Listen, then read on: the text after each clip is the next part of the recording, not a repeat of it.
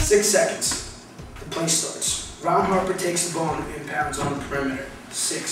Scottie Pippen sets a double screen with the center Horace Grant. 5. Michael Jordan has 5 feet to run through the baseline, wide open. 4.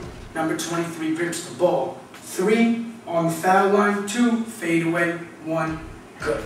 Chicago Bulls close out the series.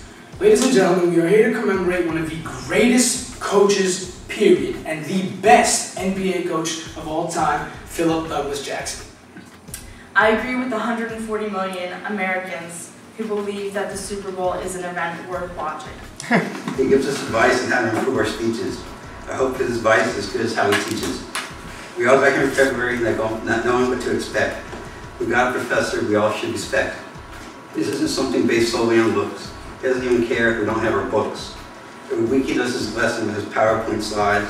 He lectures and teaches all with great pride. I thank everyone who donated and contributed towards this project. But if you didn't have time to contribute, I can explain why helping the homeless is worth your time.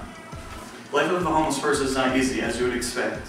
I've learned a lot about the daily struggles of the homeless by 2 main organizers of this project, and previously homeless men, Joe and Larry. I learned from them that people do not voluntarily become homeless. My mom would have to go for checkups once a month for the first 3 years, then every 6 months, and when she finally got to the 5-year mark, there was almost a slim to none chance of the cancer coming back.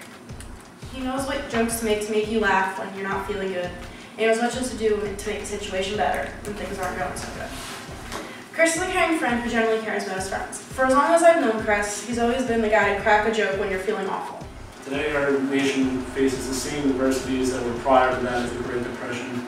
The world could use a leader with the heroic caliber of Franklin Delano Roosevelt. You have to look past the uniform. Some cops are great men with good morals and look to help others out in life.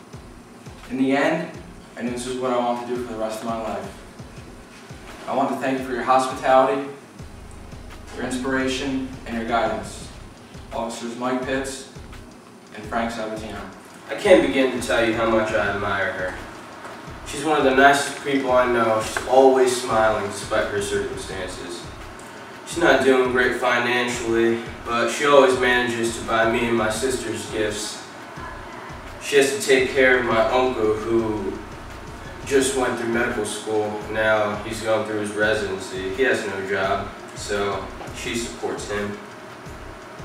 She works one of the most mundane jobs and lives an extremely boring life, but I've never heard her complain once. The moral influence of his personality and his technique of non-violence cannot be weighted in the material scale, nor is its value limited to any particular religion, country or generation.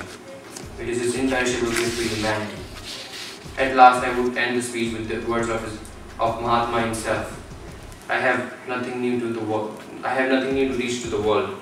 Truth and non-violence are as old as the hills.